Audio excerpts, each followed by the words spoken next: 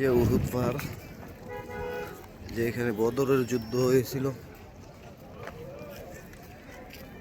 যদি উহুদ পাহাড় দেখে আপনাদের কাছে ভালো লাগে, লাইক কমেন্ট করবেন। যদি মুসলমান হয়ে থাকেন, লাইক কমেন্ট করবেন, শেয়ার করবেন।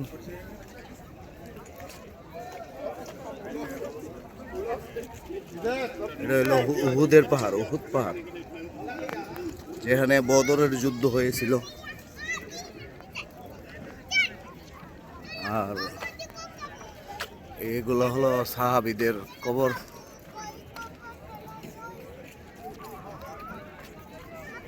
উহুদ মসজিদ, এটা হলো উহুদ মসজিদ।